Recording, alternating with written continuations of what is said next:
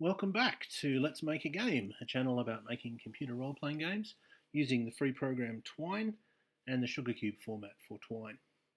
In this video, I would like to show you the start that I've made on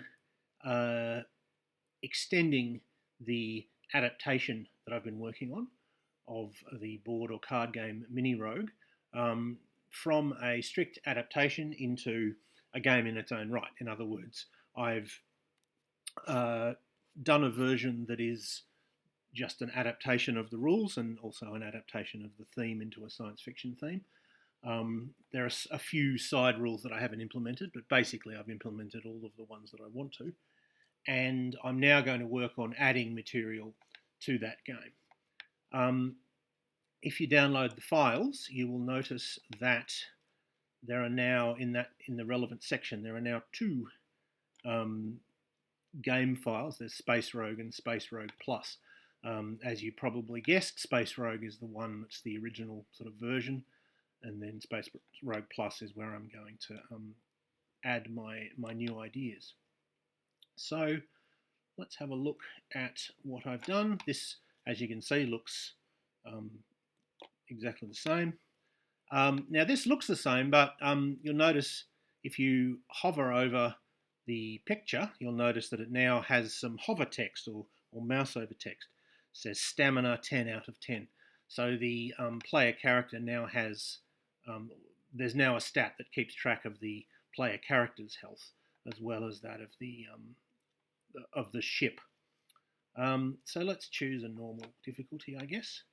I might have to restart a couple of times because I want to demonstrate this. I'm going to have to get the cards in a particular order.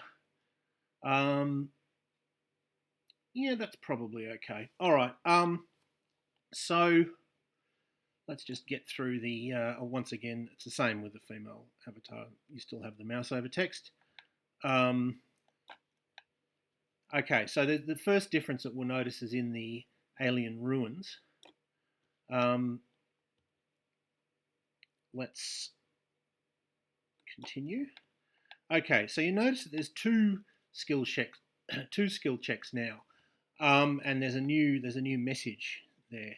The way it works, so the way it worked is that there was a single skill check, and if you failed, you got a random benefit, and if you actually a 6 was an enemy that you had to fight, but everything else was a benefit. And if you succeeded, you got a limited choice out of the options that there were. Well, that's still true, but now there's another skill check.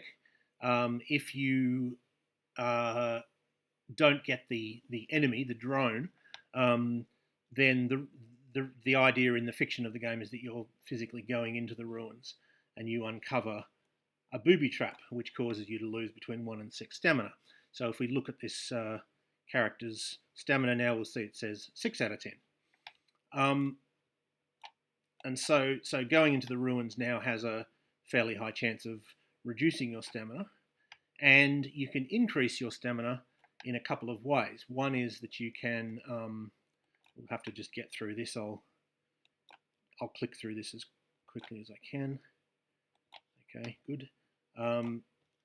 If you go to the commercial planet or a commercial planet, if you've got the credits or a credit, you can now pay 1 credit to get up to +3 stamina. So if we do that, she's now got 9 stamina. I could now see a doctor and get rid of the remaining 1, but I don't think I want to. And the other, let's go back into the ruins. Uh-oh. All right, I'll just, oh, looks like we got through that. The other is on the peaceful planet. One of the options, these 3 options were already there. You had the option of getting +1 experience, +1 fuel, or +2 hull.